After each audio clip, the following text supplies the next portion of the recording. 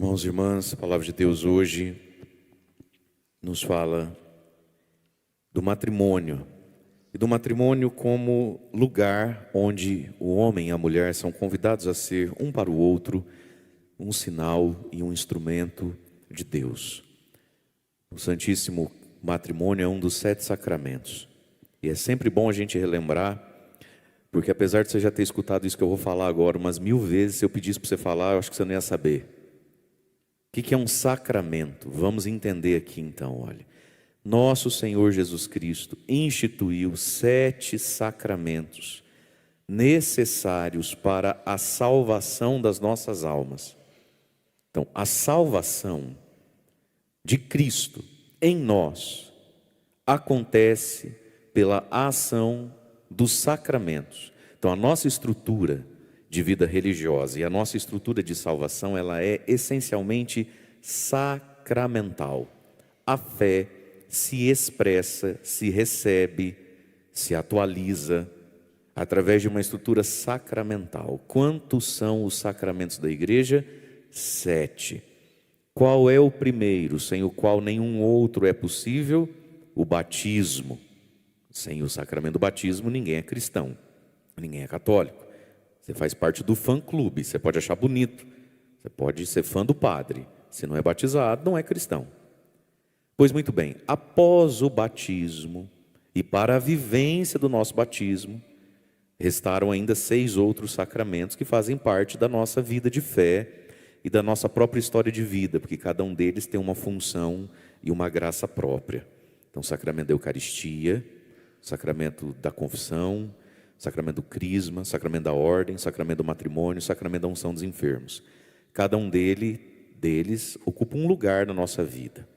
Sobretudo, então, após o batismo, o sacramento maior, o sacramento da Eucaristia, onde nós atualizamos a graça batismal ao estarmos em comunhão com Jesus. O sacramento da confissão, onde a gente recupera o batismo perdido quando a gente peca, ou estraga o batismo. Os pecadinhos vão manchando e estragando o batismo, como uma roupa suja que a gente tem em casa, que a gente não vai jogar fora porque ainda está boa, mas não está limpa para ser usada, precisa lavar. Então são os pecadinhos da vida que a gente precisa confessar, né? Os pecados que a gente chama de pecados veniais, pecados leves. E então a gente limpa o nosso batismo no sacramento da confissão. Mas no sacramento da confissão também a gente recupera o batismo perdido quando peca mortalmente. O que é pecado mortal? Todo e qualquer pecado que afronta diretamente um dos 10 mandamentos, com consciência, liberdade e vontade. Eu sei o que é e quero, e sou livre para isso, por isso fiz. Fiz porque era livre para fazer, tive vontade de fazer e sabia que aquilo batia em um dos 10 mandamentos. Portanto, isso é um pecado mortal. O que é um pecado mortal? Aquilo que nos desliga de Deus, do nosso batismo. Então a melhor imagem para a gente entender isso é o filho pródigo lá no chiqueiro, está em pecado mortal. Aí ele volta arrependido e se confessa para o pai. Pai, pequei contra o céu, contra ti, papepi, popu, foi tudo isso aqui que eu fiz. O que o pai faz? Perdoa e diz: trazei depressa uma veste, um anel, uma sandália. Porque não é que ele está sujo, ele perdeu o anel, a sandália e a veste com a qual saiu de casa. Então o pecado mortal nos desliga de Deus.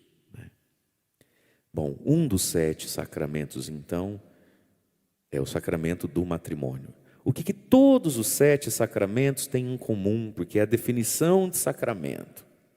Sacramento é um sinal visível e sensível. Os olhos veem, a pele sente. Os olhos veem, a pele, o paladar sente, o olfato. Sacramento é, e os 7 são, um sinal visível e sensível que comunicam uma graça real, não imaginária, nem analógica e nem simbólica. Comunicam naquilo que é visível e sensível uma graça de Deus santificante no ser humano, que é ao olho humano esta graça invisível ao olho humano. Exemplo, Vamos lá, eu já chego na homilia. Sacramento do batismo. Sensível e visível. A água a gente vê e a gente sente água. E aquela água comunica uma graça de Deus invisível ao olho humano, que é o quê? Dar um banho na alma humana. A gente não vê a alma tomando banho. A gente não vê a alma sendo limpa. O olho humano não vê isso. Agora, esse banho que Deus dá na alma humana, que a regenera e a torna filho de Deus, quem faz isso é a água do batismo. Aquela água do batismo não está ali simbolizando o banho do batismo. Ela é o banho do batismo. Sacramento da crisma. O que tem de sensível e visível ali? O óleo. Sem aquele óleo, aquilo que de invisível aquele óleo está fazendo, que é ungir a alma humana com os 7 dons do Espírito Santo e fortalecê-lo para o bom combate da fé. Sem aquele óleo, aquela graça não acontece. Então, no sacramento do crisma, quando o bispo passa o óleo, não é que aquele óleo é um jeito de demonstrar aquilo que Deus faz. Não, sem aquele óleo Deus não faz. Por isso que aquele óleo é abençoado. Conseguimos entender isso? Último exemplo, sacramento da Eucaristia. O que tem de visível e sensível? A hóstia, o pão, o vinho. E não é que o pão e o vinho da missa representam analogicamente, é uma parábola de que o meu espírito está se alimentando de Jesus. Não, sem esse pão e esse vinho, você não está se alimentando de Jesus. Então, o sacramento é um sinal sensível, visível, que comunica uma graça própria. Essa graça, sim, invisível aos olhos humanos, que a gente não vê essas coisas com o olho humano. Por isso que em todos os sacramentos algo precisa ser abençoado. Por isso que em todos os sacramentos é preciso que tenha um ministro ordenado, que é um dos sacramentos, né, o sacramento da ordem, o sacerdócio, para comunicar aquele sacramento. Estamos de acordo? Belezinha, sim ou não? Muito bem.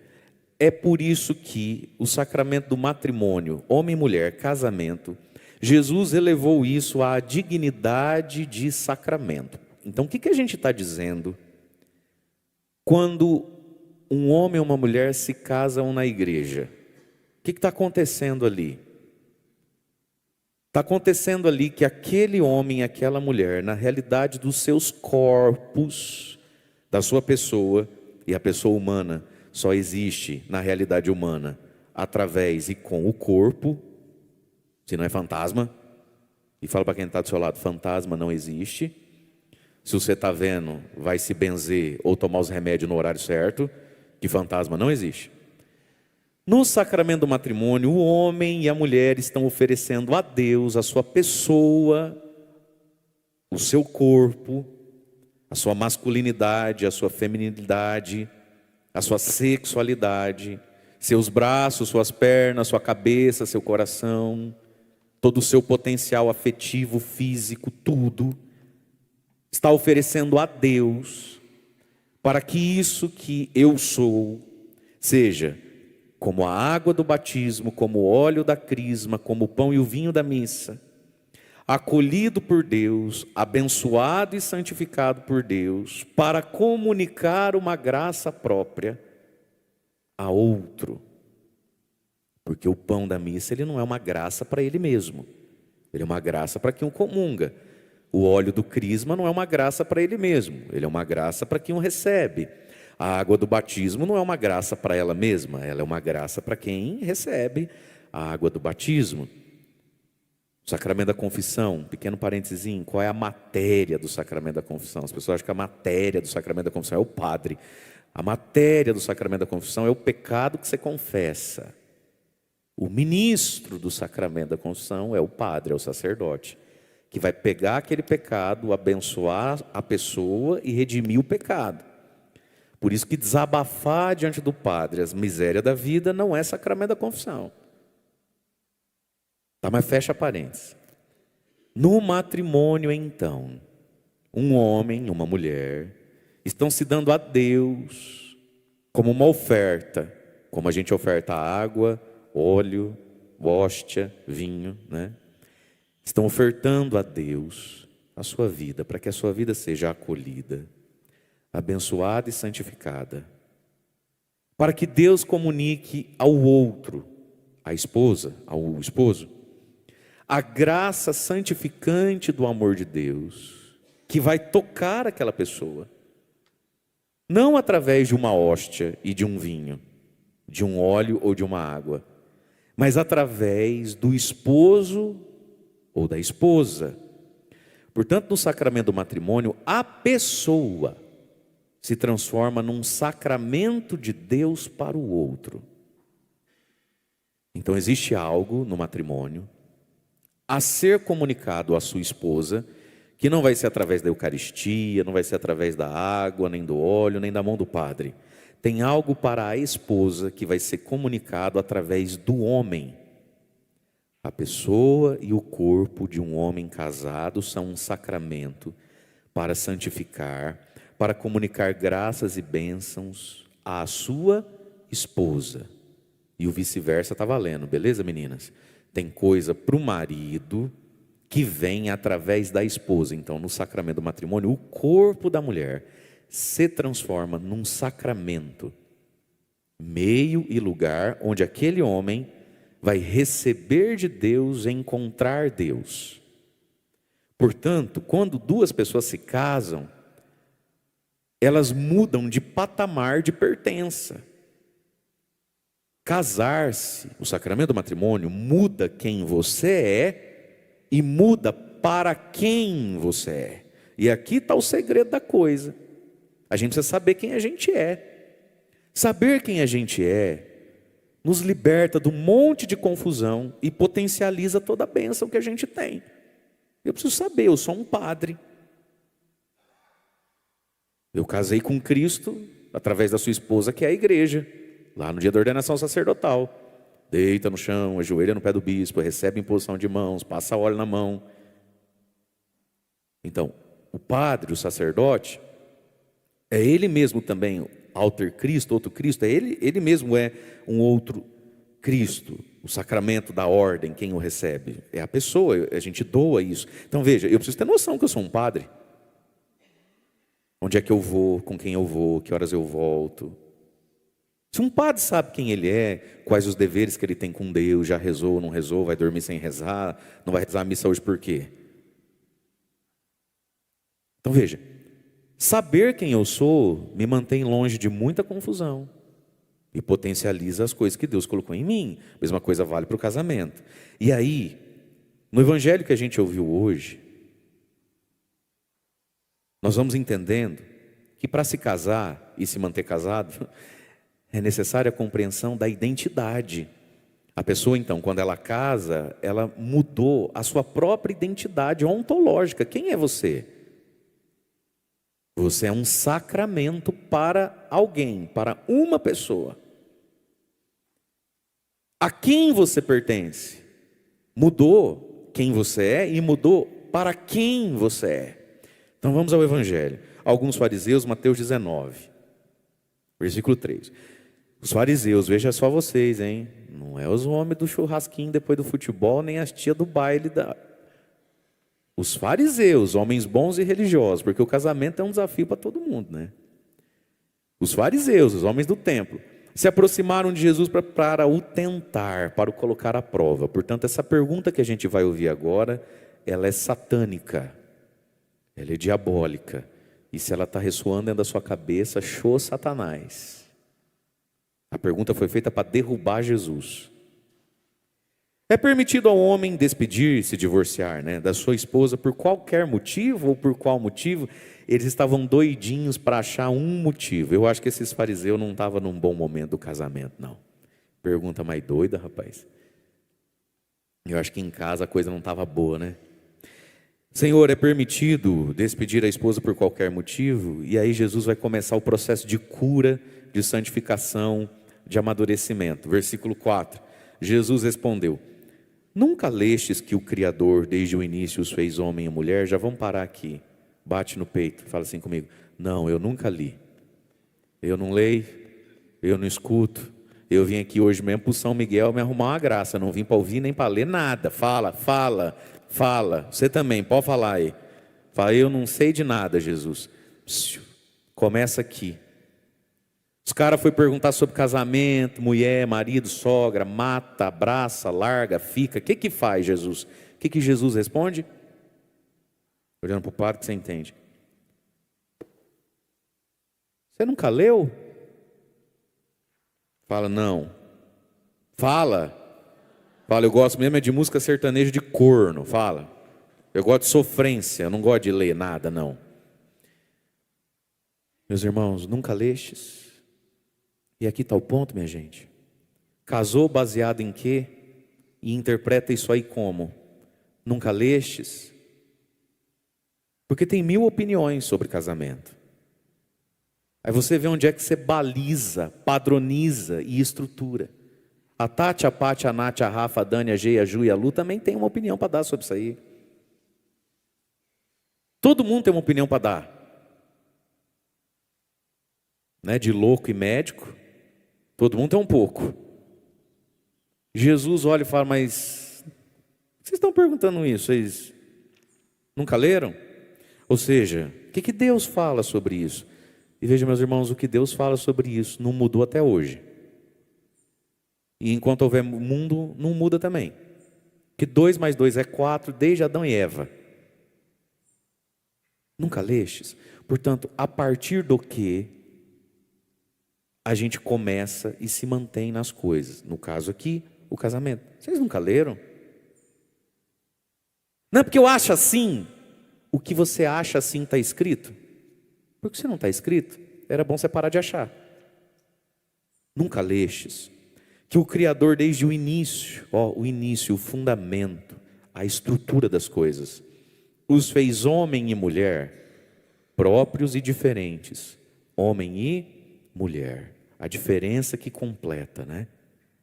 Eu acho interessante, sobretudo as mulheres, acontece mais com as mulheres isso. Ela se apaixona, aí ela ama, aí ela quer casar. Mas nesse processo, o que ela quer fazer com o marido dela?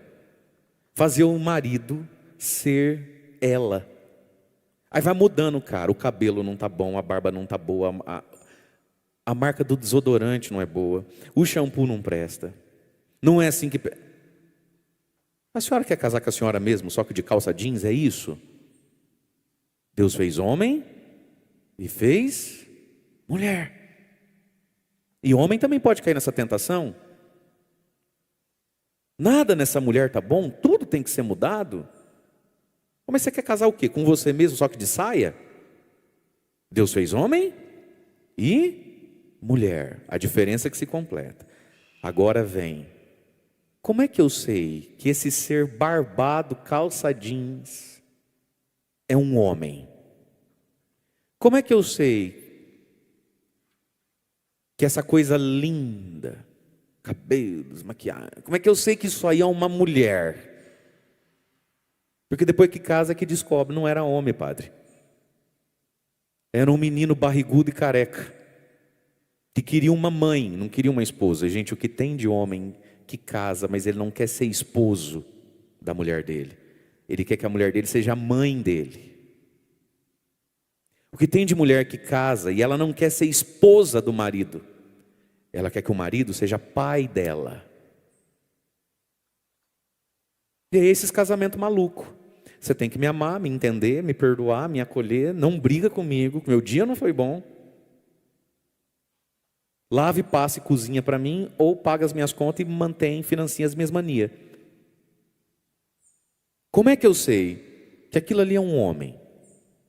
Como é que eu sei que aquilo ali é uma mulher? Simples, no taio, no toco, é que não lê. Versículo 5. Por isso, o homem, e só um homem faz isso aqui, ó. Por isso, o homem deixará pai e mãe, e se unirá à sua mulher, e os dois serão uma só carne, de modo que já nem são dois mais, agora são uma só carne. Portanto, o que Deus uniu, já que você acha que é Deus que uniu você e ela, que fez vocês cruzar caminho, Já que foi em Deus que você buscou isso aí e não nas correrias da vida, portanto, o que Deus uniu, e se você reconhece que o outro veio da parte de Deus para a sua vida, e se Deus te deu algo assim, e se você entende que Deus está te dando alguém dentro disso tudo que a gente está conversando aqui, como é que faz isso sem vir à igreja pedir a bênção do sacerdote? Só um doido acha que é possível. Portanto, o que Deus uniu, o homem não separe. Mas vamos lá, qual é a característica que Jesus colocou para um homem aqui? Deixar. Como é que eu sei que aquele cara de barba, meio carequinha, barrigudinho, vida sexual ativa, porque hoje em dia ninguém fecha o zíper mais. Como é que eu sei que isso aí é um homem mesmo? A capacidade de deixar pai e mãe. Deixar para se unir à sua mulher. Então como é que eu sei que aquele cara é um homem, que aquela moça é uma mulher? A capacidade de deixar para ter como objetivo se unir à sua mulher, não ao PlayStation. Se unir à esposa e não aos amigos do futebol. Se unir à esposa e não à vara de pescar. Se unir à esposa e não à empresa, o trabalho, o dinheiro. Se unir à esposa. O problema de muito casamento é que aquele homem que casou não era homem, era moleque, era meninão. Ele não consegue deixar. E esse deixar é muito radical, porque Jesus, ao invés de Jesus fazer uma lista interminável, Jesus falou assim, deixar o pai e a mãe. Pergunta, tem coisa mais sagrada que pai e mãe? Não. Tem um mandamento, não tem? Honrar pai e mãe. Então, se tem que deixar o pai e a mãe, o resto das coisas a gente não precisa nem perguntar, né? Porque se vale o pai e a mãe, as outras coisas já estão subentendidas. Mas não é deixar para nada, é deixar para se unir. E o que impede de unir, então? A falta de maturidade. Que não deixar as coisas. As pessoas querem casar e cada um quer levar o acampamento junto, né? Cada um quer levar tudo que gosta junto para dentro. Não cabe, não dá, não funciona. Tem que deixar para se unir à sua mulher. Portanto, o homem está deixando de ser filho. A maior identidade dele agora é: eu não sou mais filho do fulano e da fulana. Eu sou marido da ciclana. E é essa transição que muita gente não faz. Então ele chega tarde, ele chega meio belbo, com uns arranhados no pescoço. Enquanto ele é filho, pai e mãe reza sermão, às vezes mais a mãe, né? Porque o pai é homem, mulher, deixa ele se divertir um pouquinho. E entra na fila da comunhão, um pai desse. Mas vamos lá. O pai e a mãe faz o que diante dessa cena? Dá um sermão e perdoa. Vai fazer o que? Vai jogar fora? Aí ele leva isso para dentro do casamento dele. Ele casa. Mas a maior identidade dele é que ele é filho de alguém. E que a esposa em questão, quando ele chega atrasado, tarde, meio chuco e arranhadinho no pescoço, aí ele quer que a esposa dele o trate como filho, como a mãe. Filhão, acabou esse negócio de ser filho. Você não é mais filho de ninguém. Você não casou? Então agora você é esposo. Chega de mamãe. Só quem é homem bate na cara. Até quem não é casado, um dia você casa, já está profetizando. Bate na cara e fala: chega de mamãe, não tem mais mamãe, acabou mamãe, eu não sou mais filhinho de ninguém. As mulheres, com seus defeitos também, com seus pecados também. Enquanto é filha, você vai ouvir um sermão e vai ser perdoada, acolhida. Vão jogar você fora de casa? Nem pode fazer isso. Vai jogar o filho fora, isso é pecado. Aí ela casa. Só que ela não quer ser esposa do marido. Ela quer que o marido a trate como filha. Aí ela quer ser perdoada, entendida, acolhida. É doida, feia. Só as mulheres. Também as que não é casada. Vai ser profecia. Bate na cara e fala: chega de papai, chega de mamãe. Aqui não tem princesinha do papai não. Eu sou esposa de alguém agora. Acabou isso aí. Entendeu isso, meu irmão? Sim ou não? E se isso vale para o pai e para a mãe da gente, vale muito mais ainda para irmão e irmã. Eu tenho um irmão casado, mas ele deixou o pai, a mãe e os irmãos e casou com aquela lá. O foco dele é ela. Se vira com ela, se gasta para ela. E se der, Jô tem o lugar, espaço e vez na vida dele. Gostaria muito que ele fosse passear comigo, fosse para a praia comigo, que ele fizesse parte. Mas se ele com a mulher dele acha que não convém, amém, está tudo em paz. Sabe esses irmãos infernal também? Você não entende que o teu irmão casou, que a tua irmã casou? Sossega, velho. Porque nunca mais, a gente foi para a praia junto, porque nunca mais. Agora todo Natal ele não está aqui, porque ele casou. Ele podia não estar aqui no Natal, porque está morto, debaixo do túmulo. Que está num presídio, que está no hospício, porque sumiu, ninguém achou o corpo. Ele não está aqui porque está na casa da sogra dele, ele arrumou uma sogra, vá feliz. E quem fica feliz também. Bate no peito, tem um monte de gente, vai, soca a mão em você mesmo, antes que eu faça isso que eu te conheço. Fala, estou entendendo, pá, estou entendendo. Fala, eu vou dar sossego para os outros. Eu vou dar sossego para os outros. Em nome de Jesus, eu vou dar sossego. Dá sossego para os outros, meu irmão. A vida é ciclo, filho. Tem hora que acabou um, vai começar outro. Então, qual é o sinal da maturidade? Deixar. Segundo sinal da maturidade: aprender a gostar do que não gosta, fazer o que não quer, aprender novas coisas, para se unir à sua mulher, ao seu marido. Uai, você não casou? Vá aprender coisa que você não sabe e vai gostar do que você não gosta. Para se unir.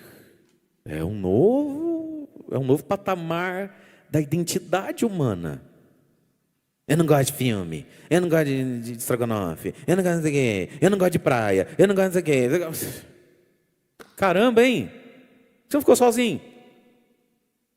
Não casou? Então deixa e une. É aí que a gente vê se é homem. Isso vai sendo percebido ao longo da vida. É capaz de deixar. É capaz de assimilar coisa nova e diferente. Se não é, não é homem. É machinho. É fêmeazinha, mas não é mulher. E aí continua a leitura. De modo que já nem são dois, são uma só carne. Opa! Jesus não falou uma só pessoa. Falou uma só carne, porque aqui de novo tem a expressão do corpo. Presença, companhia e sexo. A vida sexual do casal, que é para unir e santificar. Ser uma só carne. Mas aí vem, bom, mas tudo isso aqui está reservado para o matrimônio. Isso é um direito e um dever. Um dever e um direito para quem é casado. E isso nunca mudou, nem nunca vai mudar também. É simples assim. Mas aí eles vão colocar uma pergunta então. Versículo 7. Então como é que o Moisés, Moisés, hein? O grande homem do Antigo Testamento. Então como é que Moisés mandou dar certidão de divórcio e despedir a mulher? No tempo de Jesus, o homem fazia uma carta, assinava embaixo e devolvia para o pai dela. Né? Como que, diante da sociedade, para aliviar um pouquinho, dizendo assim, ela está rodada, ela está usada, mas não foi ela que quis ir embora. Ela não é desse tipo, não. É que eu que não quis e tal. E aí se fazia divórcios, no tempo de Jesus, pelos motivos assim mais absurdos do mundo. Havia carta de divórcio, por exemplo. Isso é histórico, né? O cara casava. Dali 15 dias ele falava assim, mas ela não cozinha igual a minha mãe. É a terceira vez que ela vai fazer arroz e queima no fundo do tacho. Aqueles panos. Isso não é negócio para mim, não. Há um jumento desse, com certeza, tem um papai e uma mamãe que morre de dó do filhinho. Não está comendo mais o arroz no ponto igual da mamãe soltinha. Que vai acolher uma praga dessa em casa, porque se é filho meu, voltar para trás na bicuda, vai virar homem, vai comer arroz queimado. Mas claro, joga um limão, ketchup em cima, dá glória a Deus, é tua mulher que vai fazer. se ela não aprender. Por que um homem assim volta para trás? Porque a mãe acolhe. Pergunta se ele quer voltar sozinho, lavar as cuecas. Ah, quer. Mas sim, tinham moças que casavam e eram mandadas embora com uma cartinha na mão para dizer: ó, eu já fui casada, alguém quer casar comigo? Eu tenho a carta do divórcio. Por esse tipo de vexame. Olha o que a mulher era, meus irmãos. Foi o Evangelho e a Igreja Católica que tirou a mulher da condição de escrava, de objeto, de nada, e deu à mulher a condição de dignidade igual ao homem. Foi Jesus que entrou numa confusão danada com os fariseus, ao ensinar que a mulher é igualzinha ao homem, nas diferenças que existem entre homem e mulher. Mas o Moisés deixou, versículo 8. Jesus falou: deixou. Ele deixou porque não aguentava mais os seus pragas, seus ruins. Moisés permitiu despedir a mulher por causa da dureza do vosso coração. Aí, gente, o coração fica duro, né? Então, por que é tão difícil deixar? E por que é tão difícil se unir? Porque o coração é duro. A dureza do coração. E aí Jesus vai dizer de novo: mas não foi assim no início. Então um casal precisa sempre voltar ao início. Voltar no início não é voltar no passado. Porque tem casamento que termina de afundar. Quando? Ao ver que as coisas não vão bem, querem voltar no passado. Só que o passado não volta. Aqueles fervores do passado não vão voltar. Quem é adulto está entendendo o que o Pá está falando? Ou eu vou ter que descer em minúcias que criança daí não pode assistir a homilia? Vocês estão entendendo, né? Fala consoladamente assim, ó, quem é casado: o passado e os seus fervores não vão voltar. Quero ouvir daqui, vai. E os casalzinhos de novo aí que tá rindo, né, Andressa? Gil. Repete também: o passado e os seus fervores não vão voltar. E aproveitem enquanto vocês não têm esse passado, porque a verdade é essa para todo mundo. Jesus não falou: volte no passado. Jesus disse: volte no início, no princípio das coisas. A gente pode ir ficando velho e todo dia está vivendo, tocando o princípio e o início das coisas. Mas isso não é voltar ao passado, porque passado não volta. O que é o início? O início é Deus, o início é a fé e o início é o amor, que faz com que o coração não seja duro. E você pode ter um coração bem molinho para o resto da vida. E não quer dizer que porque o coração está mole, que coisas lá do passado já foi. Mas é preciso voltar no início, no princípio. E o início e o princípio de qualquer sacramento, também do matrimônio, de qualquer criatura, sobretudo a criatura humana, o início e o princípio é Deus. É Deus quem amolece um coração, é Deus quem dá motivo e sentido para isso, e é Deus quem mantém assim. Agora, meu querido, minha querida, para quem é casado já não tem mais jeito de falar, mas para quem é solteiro aí, São Paulo vai dizer lá na carta aos Coríntios, quando ele começa a legislar um pouquinho sobre as viúvas e os solteiros, quando ele recomenda o celibato, lá pelas tantas, Paulo diz assim, na Bíblia que você não lê: por isso, irmãos, tendo em vista tudo isso, as dificuldades que isso traz, não vos coloqueis em julgo desigual com os pagãos. Vamos lá. Você sabe, da linguagem bíblica, o que é julgo? Julgo é a canga que faz dois boi andar junto, certo? Então você tem que pegar dois boi mais ou menos do mesmo tamanho, para colocar aquela canga de madeira no pescoço de um, no pescoço do outro, com aquele pauzinho que une, para eles conseguirem arar junto. Vai para a esquerda, vai para a direita, vai para frente, para. São Paulo diz assim aos solteiros: não vos coloqueis em julgo desigual com os pagãos. Ou seja, você tem certeza mesmo que você vai casar com uma vaca, ou com um touro, com um boi, que não entende essas coisas? Você está sendo colocado em julgo desigual. Entende isso? Hoje é dia, para quem quiser, está lá no meu YouTube, de começar a novena Santa Mônica. Santa Mônica viveu um jugo desigual. Ficou santa, mas penou, hein? Porque tinha um casamento de jugo desigual. Ela, católica, cristã, e o marido, pagão. Isso é um jugo desigual. Santa Mônica, me perdoe o que eu estou falando aqui. Santo Agostinho, a mãe é tua, não... amigo. Para o povo entender. Pô, segura aí. Mas por que Mônica pastou tanto? Ficou santa. Não estou dizendo que não ficou santa. Mas porque entrou em julgo desigual com um pagão. Ela foi casar entendendo tudo isso. E ela quis ser para o seu esposo sacramenta. E o esposo dela queria ser o que para ela? Não vos coloqueis em julgo desigual com os pagãos. E é isso aí que você vê. Educa, cria, tudo certinho. Primeiro boquinha carnuda que vê. O moleque não sabe fazer o sinal da cruz. Aí vem nela um sentimento missionário. Gente, namoro é preparação para o casamento. Namoro não é vida missionária. Aí a pessoa pega o Satanás e fala: eu vou evangelizar ele, curar ele, libertar ele, alinhar ele, purificar ele, desencapetar ele, vou crismar ele. Ô filho, se você queria ser missionária, você me contasse, eu te mandava para a África. Na Amazônia, lá eu tenho um padre amiguíssimo meu lá, 2. Estão precisando de gente com essa motivação sua aí.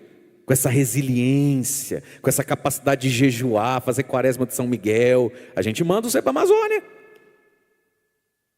Namoro, noivado, não é vida missionária. Não vos coloqueis em julgo desigual. Olha só. Tudo que está sendo dito pelo Evangelho. Quem está solteiro aí, veja bem onde é que você vai amarrar teu boi. Você vacona. Veja bem qual touro você vai escolher para te fazer viver, sofrer e tudo mais. E você sabe qual é o problema dos jovens da nossa igreja? É aquela música do Jota Quest, do Nando Reis. O seu amor pode estar do seu lado. Não, padre, a gente só é amigo. Ué, que é a melhor coisa para começar um namoro do que ser amigo da pessoa? Aí é um bando de menino de igreja, com um bando de menina de igreja. Eles não se relam, eles não se tocam, eles não conversam. Um bando de bundão, de banana, que não consegue chamar no canto, falar, ó, de boa, assim, acho que eu estou gostando de você, você é uma menina bonita, você é da igreja, vamos rezar isso aí, o que você acha? Hein? Quem sabe daqui, sei lá, eu te dou meu sobrenome. Não, mas é um bando de banana, de bundão, virando refém das maníacas, das taradas lá de fora. Como elas também, que eu não sei, eu não posso estar falando bobeira aqui, mas às vezes eu acho que a mulher, ela tem no inconsciente coletivo da mulher, não é possível, uma tendência à aventura, aquela coisa de Rapunzel, jogue suas tranças para mim, do cavaleiro que vem salvar. Ela é da igreja, ela é toda certinha, ela não olha para o menino do lado, porque ela, parece que ela precisa se apaixonar pelo homem impossível. Pelo homem inalcançável, pelo irremediável. Esses dias eu falei para uma, não interessa aqui muito. Eu falei, filha, mas o que você viu aí a não ser um impossível? Acho que a gente canta tanta música de impossível na igreja, que aí a solteira olha pro menino, bonitinho, ajeitadinho, gente boa, não é um galã, não é aquele ator lá que o povo confunde, acha que a gente é até meio irmão, não é, não. Mas rapaz, o menino é ajeitado, o menino é de Deus, o menino é de igreja, menino... Não. Ela olha e fala, isso é possível, possível. Eu quero aquilo que parecia impossível, o impossível. E aí vai atrás do tal do impossível. E dessas e desses, né, que vão atrás do impossível, quantos viram Santa Mônica? 1 em 1 milhão. Paulo, em sua sabedoria, disse: 1 em 1 milhão. Eu conheço a Santa Mônica, a Santa Rita de Cássia. Qual outra tem aí? Acho que parou por aí, né? Santa Giana não vale porque o marido dela era uma bênção. Ali não era julgo desigual. Eu achei 2 na história da igreja que entrou para a história direitinho. Paulo, na sua sabedoria, disse o quê? Não se coloque em julgo desigual. Vamos terminar aqui. Versículo 9. Por isso eu vos digo, quem despedir a mulher, a não ser em caso de união, Jesus está falando, quem despedir a mulher, a não ser em caso de união ilegítima, ou seja, isso aí também não é tua mulher, isso aí não é casamento. Né, Herodes, essa mulher era a mulher do outro lá, era bom você devolver. Quem despede a sua mulher, a não ser em caso de união ilegítima, e se casa com outro, comete adultério contra a primeira e contra si mesmo. Bom, daí a gente descobre que tem mais coração duro e desanimado na história. Quem? Os discípulos. Versículo 10, eles não aguentaram e soltaram essa: Senhor, se a situação do homem com a mulher é assim, é melhor não casar não. Os discípulos falaram isso. Quando eles viram a profundidade da coisa, falaram, melhor nem casar. E aí Jesus falou, tem gente que não devia casar. Tem 3 tipos de gente, ele vai falar aqui de homens especificamente, que não deveria entrar no casamento. Versículo 11, Jesus diz assim, nem todos são capazes de entender isso, a não ser a quem é concedido. Portanto, meus irmãos, o matrimônio, o amor, e essa compreensão de que eu sou para ser sacramento de Deus para outro, essa identidade e essa pertença, isso é uma sabedoria que Deus dá. O saber humano puramente egoísta, ele não pega isso aqui não. E já dá para saber qual saber está dentro de você. Você está ouvindo tudo isso e falando, tá certo, mas hoje em dia, quem que vive isso? É assim. É o saber meramente humano. A igreja está assim de gente que só tem o saber humano. Ai, padre, mas isso aí era no tempo de Jesus. Hoje em dia, as pessoas não entendem mais assim, meus irmãos. As pessoas nunca entenderam assim, nem no tempo de Jesus. Olha o que Jesus está falando. Olha o problema que ele está enfrentando. E olha a solução que ele está dando. Qual é? Isso é um conhecimento, isso é um saber que Deus dá. Então a gente alcança isso pela fé, pela abertura de coração. A carne sozinha não pega tudo isso mesmo não. Mas aí Jesus vai falar de 3 tipos de situações da vida. Já que os discípulos estão falando que é melhor não casar, Jesus vai dizer, versículo 12, com efeito, existem homens incapazes para o casamento porque nasceram assim. Nasceram com algum tipo de limite físico, psíquico até. Ele é incasável, coitado, não vai casar não. 2, outros porque os homens assim os fizeram. Está falando dos eunucos do tempo de Jesus, os homens muito ricos e os reis, que tinham escravos e que tinham que cuidar da terra, que tinham que ir para a guerra. Quem é que vai trocar a lâmpada? Quem é que vai trocar o botijão de gás? Quem é que vai cuidar dela? Um outro homem. O que fazia com esse homem? Para não correr perigo, é o eunuco. Vai lá e corta fora. Então, Jesus está dizendo, tem gente que é incasável, porque nasceu assim. Tem gente que é incasável. Um outro homem, Deus me livre e guarde, fez isso com ele. A vida fez isso com ele. Outros ainda se fizeram a si mesmos incapazes disso por amor do reino dos céus. Está falando aqui da consagração a Deus. Não foi a vida que fez isso comigo, não foi a natureza que fez isso comigo, não foi a violência de alguém que fez isso comigo. Eu me faço, eu me excluo do casamento, por amor ao reino dos céus.